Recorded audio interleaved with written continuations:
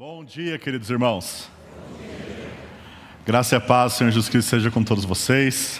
É uma grande alegria poder estar aqui. Eu tenho a PIBA em alto apreço, em alta estima. Eu gosto de ver tanto o ministério dessa igreja. Ela me encoraja, conforme eu vejo essa igreja servindo tantos pastores, buscando abençoar igrejas, buscando alcançar o mundo. Vocês me encorajam mesmo de lá. Então que Deus continue mantendo vocês fiéis, amém? A essa missão que vocês têm tão especial. Eu quero trazer o abraço da Igreja Batista da Graça, lá em São José dos Campos, no qual eu sou um dos pastores. Saiba que nós oramos por vocês e queremos que o Senhor abençoe vocês imensamente. Assim como trazer o abraço lá do Ministério Fiel, que já sente na PIBA um parceiro, para que a gente possa continuar servindo pastores e líderes. Quero convidar você a abrir a sua Bíblia em Efésios 4, 7. E deixa ela aberta aí. Enquanto você vai abrindo, vou fazer uma pergunta para você. Você já participou de um cruzeiro? Certa vez meu pai deu para a neta dele o presente de ir num cruzeiro. E como a neta não podia ir sozinho, ele teve que também levar a gente. E foi maravilhoso. A única vez que a gente foi no cruzeiro e a experiência foi, você chega lá, deixa a sua mala no cantinho, vai direto para o seu quarto, eles levam a mala para você. Daí você chega no quarto, tem aquela cama confortável que a infância bate e você pula na cama, né? E você fica maravilhado. Você abre assim, nosso tinha sacado, você vê a visão maravilhosa. Daí você vai no banheiro e o banheiro é um pouquinho apertado, mas tá tudo bem, né? Não tem problema. E daí você vai explorar aquele navio imenso, 92 mil toneladas, flutuando no mar. 2.500 hóspedes, mais 1.000 tripulantes. É muita gente. Mas você segue, você vai comer, né? Porque basicamente o cruzeiro que você faz é comer. Você vai num restaurante, a comida é gostosa, maravilhosa. Você vai num outro lugar, a comida é 24 horas. E daí no segundo dia a comida talvez está faltando um pouquinho de sal, mas tudo bem. Daí você resolve pegar a piscina. Você e os 2.500 hóspedes. E você descobre que não tem muito espaço lá na piscina. E daí você começa a ficar tanto maravilhado com as coisas, mas você murmura um pouquinho também. É um misto de encanto e murmuração. Sabe? Parece até os hebreus lá no deserto, vendo os milagres de Deus, comendo o maná de Deus, mas murmurando um pouquinho aqui e ali também. Sabe? Parece um pouquinho como eu e você tratamos a igreja.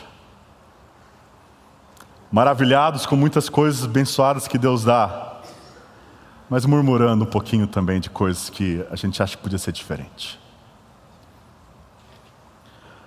E nós sabemos que isso é errado. Nós sabemos que não é isso que Jesus planejou para a sua igreja. Mas muitas vezes as nossas atitudes mostram que a gente encara a nossa relação com a igreja como se fosse um cruzeiro. E eu sou um hóspede que está pagando. E eu quero ser bem servido. É um cruzeiro espiritual e nós somos consumidores exigentes. Mas não é isso que Jesus planejou para a igreja. Como Ele planejou que a igreja deve ser e deve funcionar? Qual que é a estratégia de Jesus para que a igreja cresça de um barquinho por uma navegação imponente e firme? Como a igreja pode crescer em maturidade? É isso que Paulo quer nos mostrar em Efésios 4, de 7 até 16. Leamos o que diz a palavra de Deus. E a graça foi concedida a cada um de nós, segundo a proporção do dom de Cristo. Por isso diz, quando Ele subiu às alturas, levou cativo o cativeiro e concedeu dons aos homens. Ora, que quer dizer subiu, senão que também havia descido até as regiões inferiores da terra.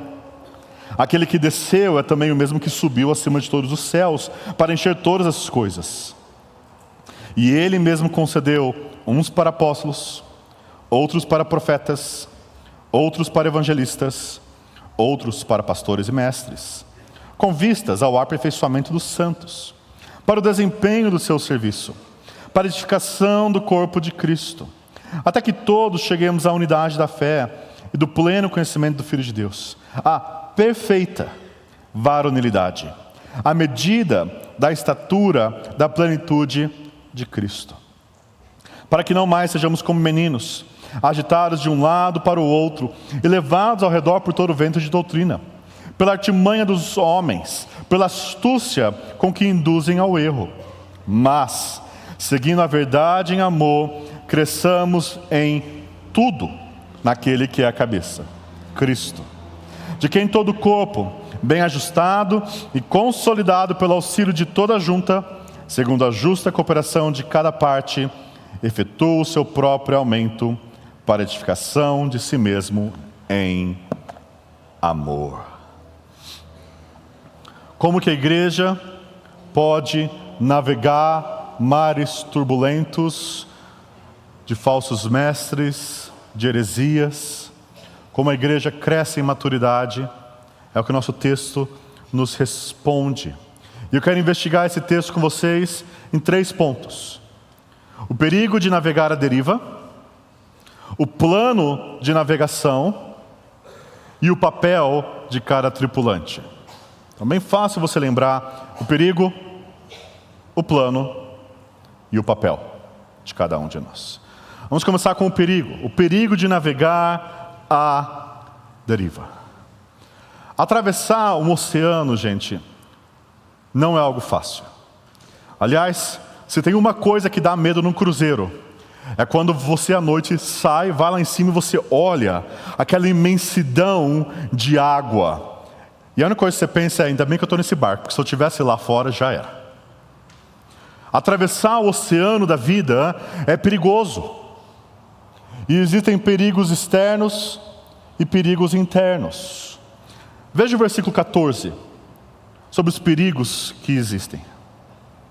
Para que não mais sejamos como meninos, agitados de um lado para o outro, e levados ao redor por todo o vento de doutrina, pela artimanha dos homens, pela astúcia com que induzem ao erro. Paulo provavelmente escreveu essa carta aos crentes de Éfeso cerca de 5 a 10 anos que ele saiu de lá, pouco tempo. Mas ele está preocupado. Ele está preocupado com a trajetória deles. E ele fala sobre ser levado ao redor por todo vento de doutrina. E a imagem aqui é de uma embarcação pequena que os ventos desviam do caminho. Os ventos levam para um lado e para o outro e as ondas batem. E assim é a igreja que fica à mercê do engano, à mercê do erro. Porque, queridos, a Bíblia nos alerta repetidamente sobre o perigo dos falsos mestres. Aqueles que falam com carisma, que falam bem, mas têm a língua dividida como a serpente. De um lado destilam carisma e do outro o veneno do engano. E praticamente todos os livros do Novo Testamento nos alertam contra eles. Mas muitas vezes nós não prestamos atenção. Perceba que o nosso texto fala que eles agem com artimanha e astúcia. Já parou para pensar?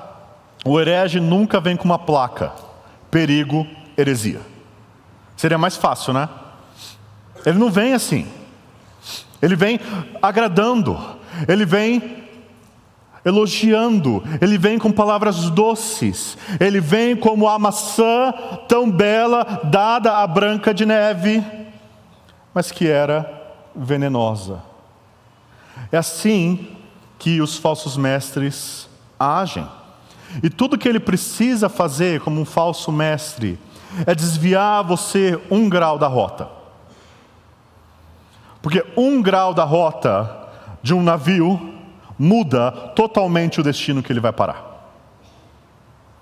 1 grau da rota leva a águas estranhas. 1 grau tira o destino das terras de Emanuel e leva a igreja para as águas de Babel. No clássico Peregrino tem uma ilustração disso. O peregrino está com um fardo, o evangelista falou para ele passar pela porta estreita. Mas aquele fardo era pesado, difícil de carregar. Então aparece um homem que parece até inteligente. O nome dele é Sábio Segundo Mundo. E Sábio Segundo Mundo parece todo interessado em ajudar o peregrino. E dá uma recomendação para ele se livrar do fardo mais fácil. Ele só precisa sair da rota e ir até o monte da moralidade. Lá ele vai poder viver junto com legalidade e civilidade. Lá ele pode se desviar do evangelho, que é tão difícil, não ir pela porta estreita e o caminho apertado, mas viver de uma forma moral, civil. Quando o peregrino chega lá, ele percebe que o monte da moralidade só há condenação. E o evangelista coloca ele de volta na rota. Cuidado, amados, com a astúcia com que induzem ao erro. Mas esse não é o problema principal. Sim, os perigos externos, as tempestades são perigosas, mas essa não é a questão que Paulo está mais preocupado. O que Paulo está mais preocupado é que internamente, dentro da embarcação, há marujos inexperientes, que não sabem lidar com tempestades e nem com a brisa suave. O principal perigo de uma igreja não são os hereges externos, é a imaturidade interna. Paulo fala sobre o perigo de sermos como meninos. E a Escritura utiliza a criança para ilustrar muitas coisas. Algumas vezes para mostrar como a criança tem certa pureza no olhar, como ela se comporta de forma inocente. Mas especialmente nas linguagens de sabedoria, o menino é aquele que não sabe discernir, que não aprendeu para discernir o certo e o errado. O menino, a criança, é aquele que você precisa falar, não pega doce com estranhos. Porque o estranho traz um doce. E a criança não sabe discernir que atrás do doce há intenções malévolas. E assim é o ingênuo, assim é o imaturo, assim é aquele que muitas vezes não percebe o perigo. Há uma relação entre imaturidade e engano, amados. Quanto mais imaturo na fé você é, mais exposto aos enganos e às astúcias dos falsos mestres. Então o que a igreja precisa? Deixar de ser menino. A igreja precisa amadurecer, a igreja precisa crescer, a igreja precisa ser edificada. E Paulo fala isso 3 vezes. Versículo 12, 15 e 16. Veja o versículo 13 aqui. Qual que é o alvo que a igreja deve crescer? Até que todos cheguemos à unidade da fé e do pleno conhecimento do Filho de Deus, à perfeita varonilidade, à medida da estatura, da plenitude de Cristo. Paulo fala que a gente precisa chegar à unidade da fé, aquela fé que foi entregue de uma vez por todas aos santos. Nós precisamos chegar até essa unidade, a pensar a mesma coisa, a crer na mesma coisa e na mesma realidade. Mas mais do que só um conhecimento, nós precisamos crescer em maturidade, que é isso que Paulo fala, a perfeita varonilidade, ser homem maduro, ser igreja madura. E a medida da maturidade que Paulo fala é a medida da estatura, da plenitude de Cristo. Já parou para pensar o que significa isso? Cristo tem uma estatura de maturidade. A igreja deve crescer a essa medida até a sua plenitude. A igreja precisa ser como seu capitão, como seu mestre, como o Senhor Jesus. Então perceba algo importante aqui. Para Paulo, a igreja não cresce ligada ao engano. A igreja só cresce ligada à verdade. Mas aqui que está a questão difícil. O engano faz crescer aos olhos do mundo. E é por isso que o engano é chamado muitas vezes de fermento. A mentira atrai muitos. A sutileza de querer agradar aos homens em vez do Senhor atrai multidões. Ou seja, existe a clara possibilidade de você desviar um grau daquilo que a Escritura fala. Você lapidar o Evangelho para tirar as arestas que são ofensivas. Você tornar o Evangelho palatável para o homem caído, para atrair ele. E muitas igrejas fazem isso. Porque o alvo é crescer, não como o Senhor pensou, mas crescer em números. E amados, aprenda uma coisa. Números não são impressionantes para Deus. Números não são impressionantes para aquele que pode dar filhos a Abraão das pedras. Jesus terminou o seu ministério com 12, com um pouco mais. Números não impressionam o Senhor. O que impressiona o Senhor é uma igreja que se parece com seu Filho. Porque só tem uma coisa que impressiona o Pai: Cristo. É isso que o Pai quer ver. E é isso que nós somos chamados a fazer. A crescermos de glória em glória, de fé em fé. A sermos mais, coletivamente, como Cristo Jesus. A ser uma igreja que está unida em Cristo e não no engano. Novamente, o engano cresce. E tem na Bíblia um lugar onde isso aconteceu. Chama-se Torre de Babel. A competidora da igreja. A união na mentira. Jesus é como nós queremos ser. O que isso significa, amados, para a sua vida como membro dessa igreja? É claro, você se importa com a doutrina. Você se importa com a verdade. Você se importa com a sã doutrina. Você se importa com a teologia. Você quer conhecer e valorizar o Evangelho e a pregação do Evangelho.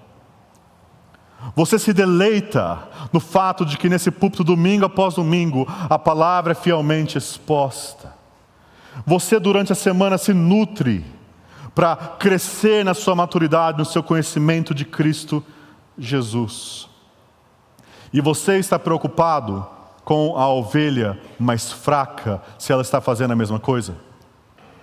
Que a corda e a corrente arrebentam no elo mais fraco.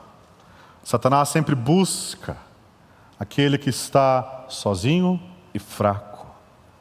Nós precisamos, amados, ser guiados pela constelação da Escritura, para que nós possamos achar o nosso norte no Evangelho e assim navegarmos em águas turbulentas. Agora, como fazer isso? Qual que é o plano de Jesus para isso? Como iremos chegar à Nova Jerusalém? Esse é o nosso segundo ponto. Qual que é o plano de Jesus para crescermos? Veja o versículo 7. E a graça foi concedida a cada um de nós, segundo a proporção do dom de Cristo. Por isso diz: quando ele subiu às alturas, levou o cativo o cativeiro e concedeu dons aos homens. Ora, o que quer dizer subiu, senão que também havia descido até as regiões inferiores da terra? Aquele que desceu é também o mesmo que subiu, acima de todos os céus, para encher todas as coisas. Paulo aqui cita o Salmo 68.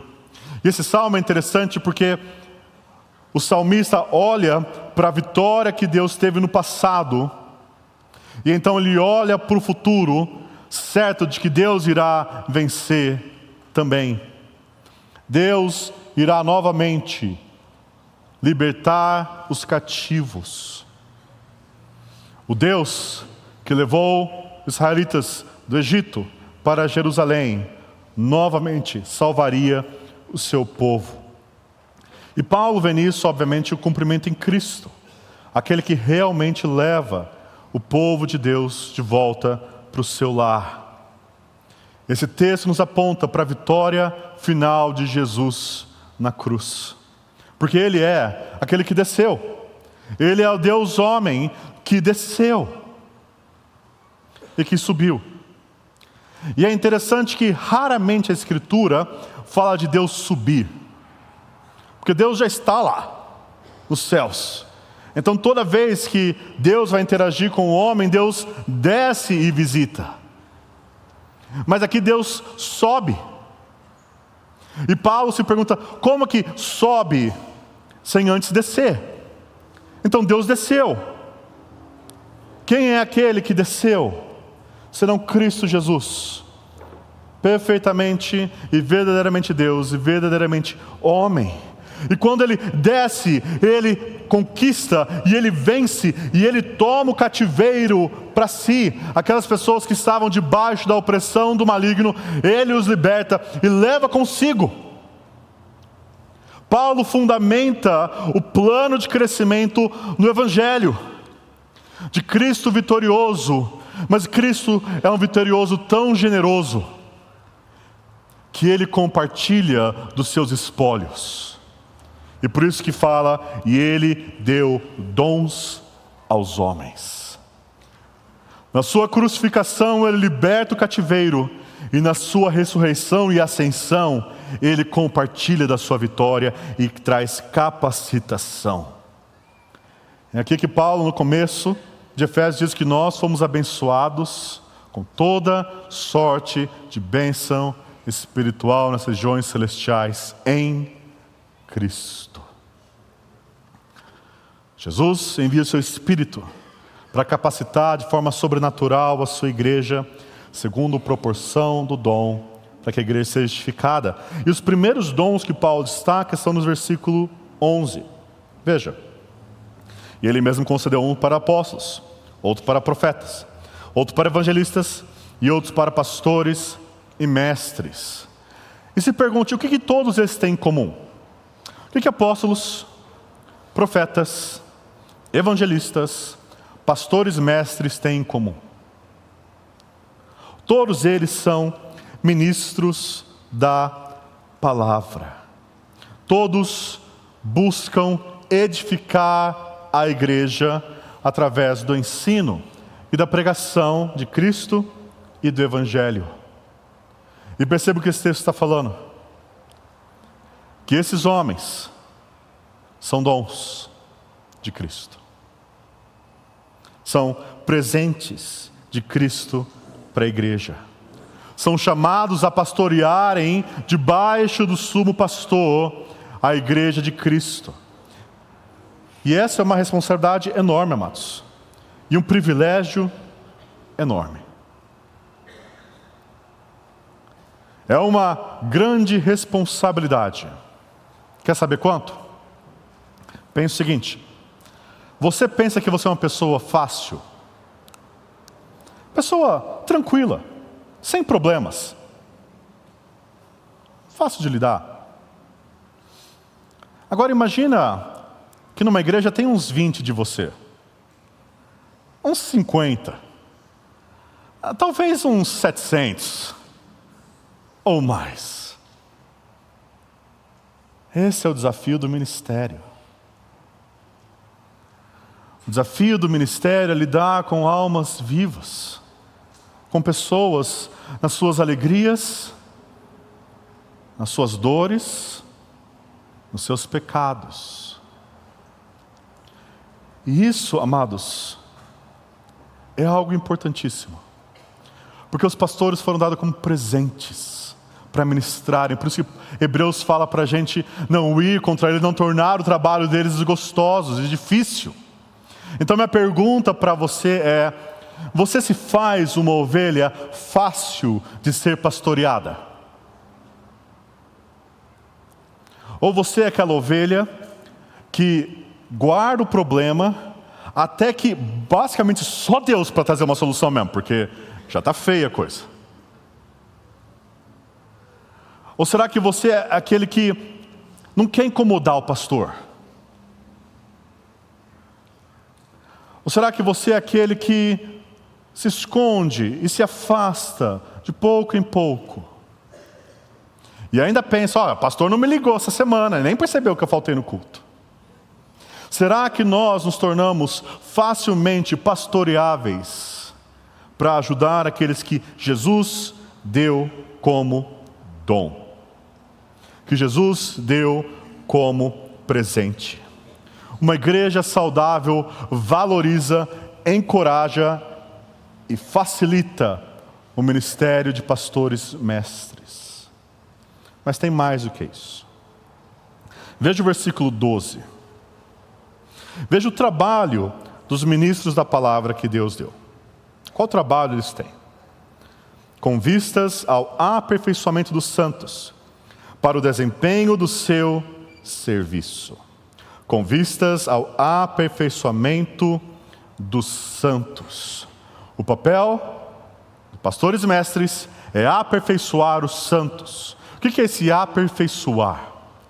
Nós pensamos rapidamente, quando pensamos em perfeição, em questões mais morais. E isso também está aqui. Mas o termo poderia também ser traduzido por equipar, tornar adequado, tornar alguém capacitado e equipado para realizar algo. O papel do pastor, fundamentalmente, é treinar. Treinar para quê? O texto diz: para o desempenho do seu serviço. Esse seu serviço é de quem? Dos pastores mestres? Não, dos santos.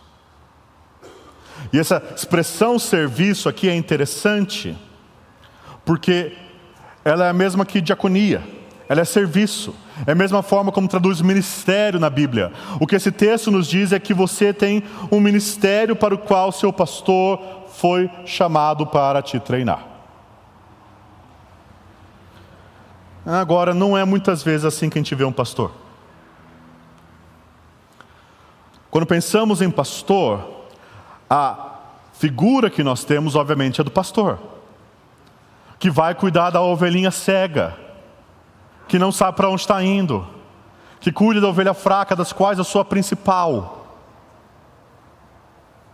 Isso faz parte do que um pastor faz. Mas isso não é tudo que o pastor é chamado para fazer. Por outro lado, muitos reagem contra essa visão do pastor e falam: não, o pastor deve ser quase um CEO, um executivo, um diretor. Ele deve organizar a igreja, liderar a igreja. Isso é verdade também. Mas isso não é tudo que o pastor é chamado para fazer. Essas duas visões do pastor como um clérigo que fornece serviço espiritual, ou um diretor que guia e dirige e lidera, elas têm elementos de verdade, mas falta uma coisa. Falta você. Falta você sendo ativo. Porque nessas duas visões, ou você está sendo liderado, ou você está sendo cuidado. E o que o texto nos diz é que você precisa ser treinado. Você precisa ser aperfeiçoado. Você precisa ser capacitado para que você exerça o seu ministério. Não sei se você já parou para pensar assim, mas segundo esse texto, você tem um ministério, não só o seu pastor. Você possui um serviço, uma forma que você pode ajudar a embarcação. E o papel do seu pastor é treinar cada tripulante da embarcação chamada igreja. Quando nós entendemos isso, quando nós nos submetemos a esse treinamento, Então nós vamos entender nosso terceiro ponto, o nosso papel. O papel de cada tripulante. E veja o versículo 12 novamente. Com vistas ao aperfeiçoamento dos santos, para o desempenho do seu serviço, para a edificação do corpo de Cristo. Perceba como Paulo coloca várias finalidades em sequência. Com vistas, para. E tem uma sequência lógica aqui. O pastor é dado para treinar o santo. E o santo capacitado, então exerce seu ministério. E quando o santo exerce seu ministério, a igreja é edificada. Pegou o caminho da Escritura? O pastor capacita o membro exerce seu ministério, e só então a igreja é edificada. E sejamos sinceros, não é bem assim que eu e você pensamos. Como que a gente pensa que a igreja é edificada? O pastor exerce seu ministério, a igreja é edificada. Mas não é assim que a igreja cresce, conforme Jesus pensou. A igreja só cresce quando cada um de nós exerce o seu ministério. E isso muda como nós pensamos. Porque agora, essa embarcação também depende do meu serviço, e não só do trabalho dos pastores. E qual que é o meu serviço? Veja, qual que é o meu papel? Paulo fala para nós servirmos com os nossos dons e para seguirmos a verdade em amor. Veja o versículo 7. E a graça foi concedida a cada um de nós, segundo a proporção do dom de Cristo. Para quem que a graça foi concedida? Só aos pastores? Não? A cada um de nós. Você recebeu graça de Cristo. Você recebeu capacitação de Cristo. O Espírito Santo que habita em você o capacita a servir a igreja em suas múltiplas necessidades. Você tem um dom. O problema é que toda vez que a gente pensa em dom, nós temos uma visão bem limitada sobre isso. Nós pensamos em dom só no que é espetacular, ou só no que é chamativo. Mas quando Paulo fala sobre dons, e a lista que Paulo dá, ela é ilustrativa e não exaustiva, ou seja, está mostrando alguns dons, não todos os dons que tem. Paulo coloca dons como misericórdia. Já pensou nesse dom? A pessoa é misericordiosa, esse é o dom dela. Outro dom como generosidade nas ofertas. Ou seja, parece que dons são toda a capacitação espiritual que a igreja precisa para o seu bom funcionamento. Tem dom de serviço. Tem dom, amados, aonde tem necessidade. Se há algo que a igreja precisa realmente, o Espírito Santo capacitou alguém para servir a igreja. Mas talvez você pense, pastor, eu não sei qual que é o meu dom. Como que eu faço para descobrir? Tem uma tabelinha para eu marcar quais dons eu tenho? Não é bem assim que você descobre o seu dom, amado. Se você é jovem, adolescente, querendo pensar qual faculdade eu vou fazer, você já fez vários testes na internet, e todos são meio assim. Como que a gente descobre qual que é o meu dom? Você serve. Você se lança no serviço. E talvez você se lançou primeiramente em ajudar com as crianças, e elas ficaram chorando o tempo inteiro. E você percebeu, eu acho que isso não é o meu dom. Pastor, tem alguma outra área que eu posso servir? E talvez você foi naquela outra área. E gente, você gostou de fazer aquilo. Você faz bem. E as pessoas parecem que estão sendo edificadas. Achei um dos meus dons que Deus me deu. Você descobre o seu dom colocando a mão na massa. Não esperando que um anjo venha do céu e diga, aqui está o seu dom. Você descobre o seu dom se engajando na igreja. Mas talvez você já sabe o seu dom. Meu dom é fazer isso, pastor, e eu faço só isso. E esse é outro problema. Porque dom não é holofote. Dom é enxada. Dom não é onde você brilha. Dom é onde você serve. Dom é a vassoura que limpa o convés, o rodo que tira a água. Dom é onde você se dispõe para ajudar a igreja. Mas tem mais uma coisa, que o nosso texto fala que você deve servir além dos dons. Veja o versículo 15. Mas, seguindo a verdade em amor, cresçamos em tudo naquele que é a cabeça. Como que a igreja vai crescer em tudo em Jesus? Seguindo a verdade em amor. Ou seja, ao contrário dos homens maliciosos que induzem ao erro com artimanha e astúcia, nós somos chamados a fundamentar o crescimento na igreja na verdade e no amor. Verdade e amor. E perceba como essas realidades aparecem juntas.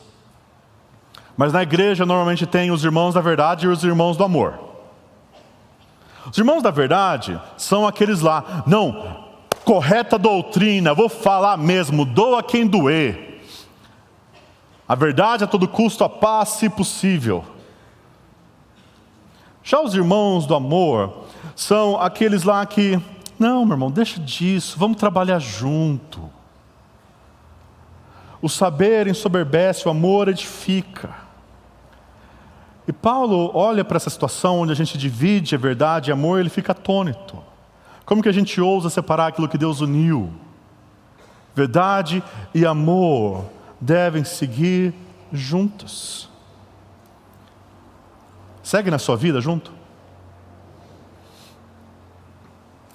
Nós somos chamados a sermos firmes na doutrina e ferventes no amor. Porque é isso que impacta o mundo. É isso que edifica a igreja. Não negociar a verdade de Cristo. Não negociar o amor de Cristo. É o que Paulo fala para a gente fazer. Porque é bem interessante essa expressão, seguindo a verdade em amor. É uma boa tradução porque a gente não tem esse termo em português. Uma tradução mais literal, com um neologismo, uma palavra nova, seria verdadejando em amor. Verdadeja em amor, meu irmão. O que significa isso? Significa que a sua vida, a sua boca, as suas ações, as suas palavras, todas devem comunicar e exalar a verdade do Evangelho no amor de Cristo.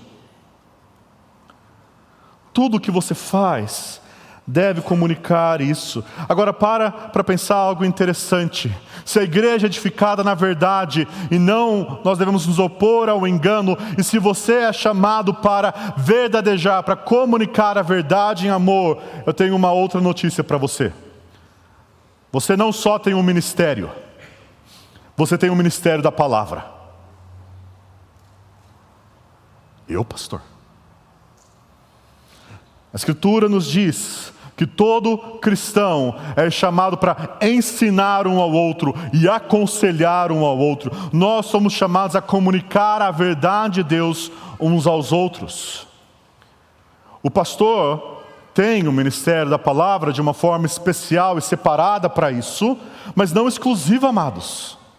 Você é chamado a constantemente edificar os santos, comunicando a verdade do Evangelho no amor de Cristo Jesus. Você tem o ministério geral da palavra. E é por isso que Colossenses 3,16 diz: habite ricamente em vós a palavra de Cristo, instruí-vos e aconselhai-vos mutuamente em toda sabedoria, louvando a Deus com salmos e hinos e cantos espirituais, com gratidão em vosso coração.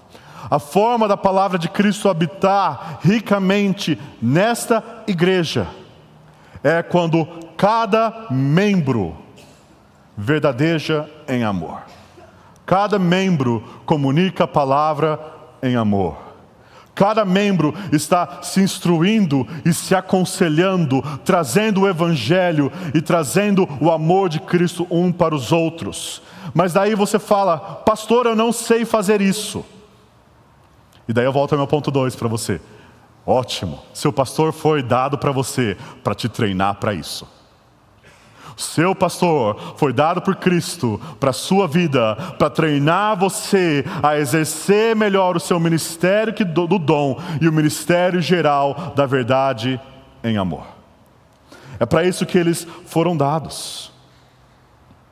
E amado, eu quero perguntar a você, com toda honestidade e talvez com certa indelicadeza. Você lembra quando Paulo estava no naufrágio? Você sabe o que as pessoas fazem quando um barco está a ponto de naufragar? Eles lançam ao mar todo peso morto. Tudo que não for almas, tudo que não for colaborar, toda caixa, todo extra, é jogado ao mar para que o barco fique mais leve e possa flutuar. Peso morto em uma embarcação no meio de uma tempestade contribui para que o barco afunde. Um membro parado está fazendo algo. Está contribuindo para que a embarcação afunde. Então permita-me perguntar: você tem sido um peso morto?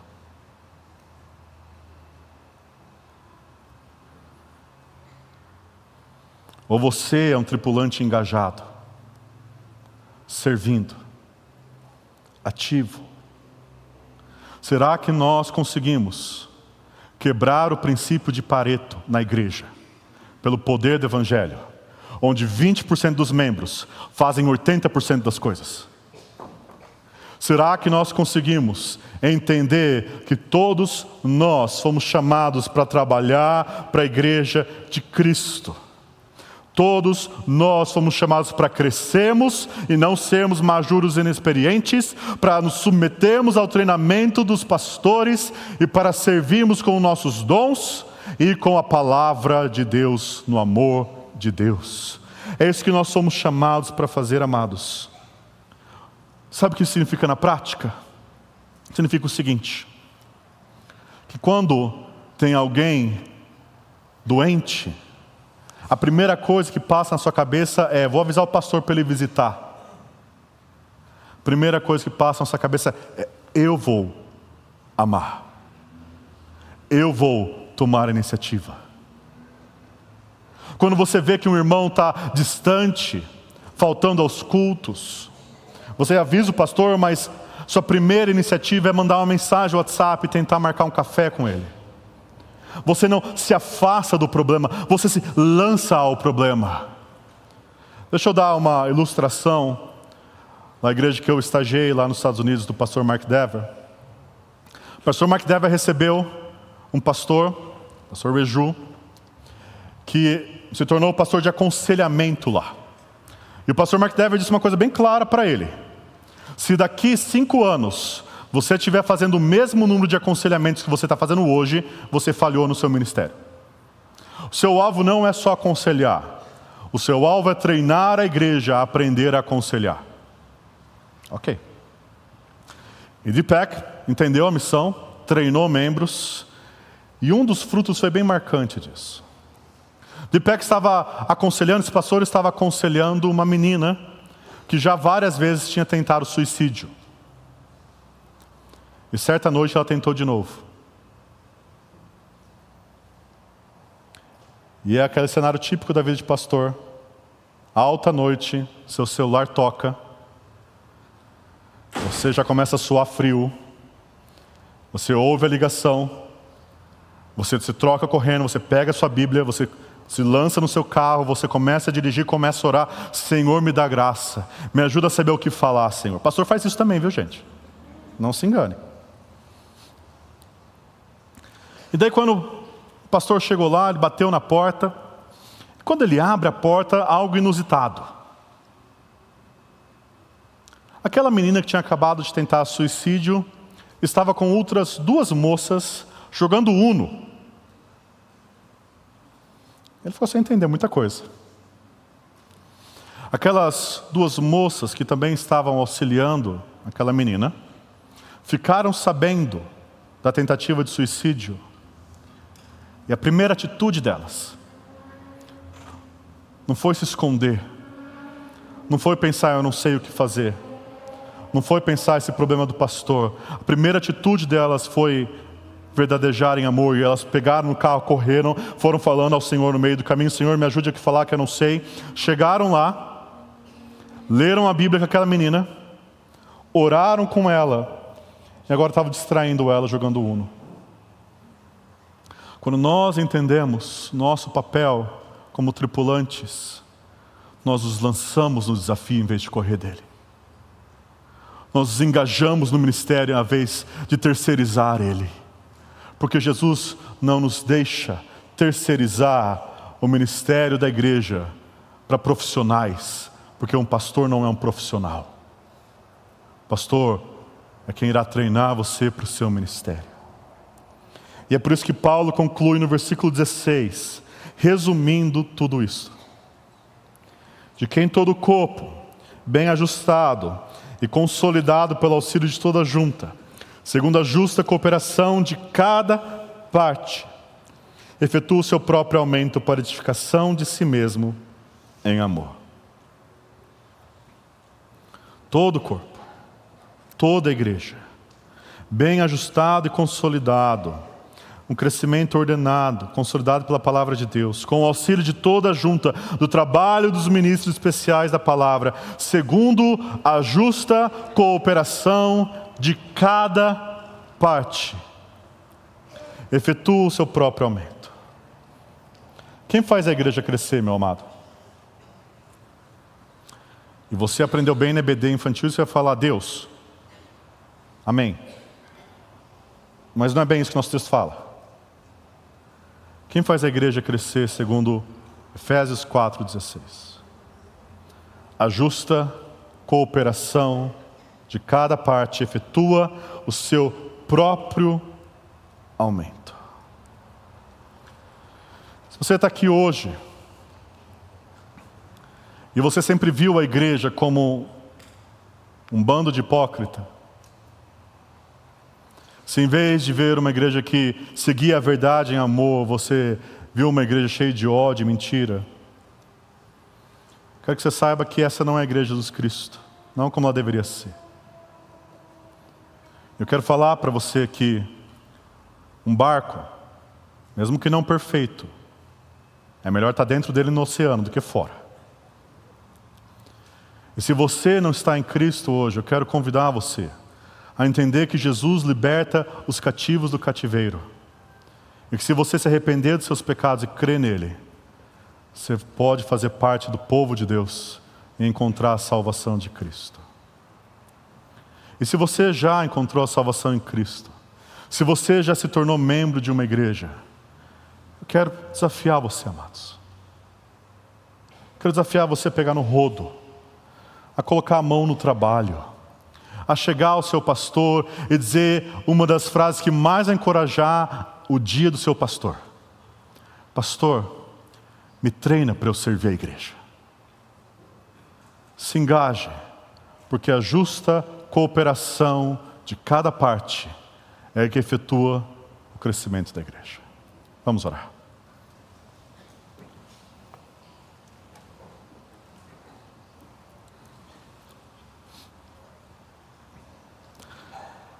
Senhor, eu oro por aqueles que não fazem parte da sua igreja. Que eles vejam na noiva de Cristo a beleza de Cristo. Eu oro por aqueles que foram feridos por igreja, Senhor. Feridos por falsos irmãos, feridos por seitas, e que muitas vezes carregam essa dor e se juntam à igreja, mas à distância. Quero pedir para que o seu evangelho, que restaura, que perdoa, possa estar agindo na vida desses também. E oro, Senhor, por aqueles que têm servido timidamente, Senhor. Que o Senhor possa mostrar a alegria e o privilégio que é trabalhar na noiva de Cristo. E aqueles que têm servido, Senhor, arduamente, e estão cansados, eu rogo hoje, Senhor, para que o Senhor refrigere o ânimo deles. Que eles lembrem que o serviço deles tem deixado o mestre deles feliz. E que o Espírito Santo venha sobre o seu povo que se reúne aqui e transforme vidas e edifique a igreja. E eles perseverem, Senhor, por anos e décadas a fim, proclamando a verdade em amor. Eu rogo isso em Cristo Jesus. Amém.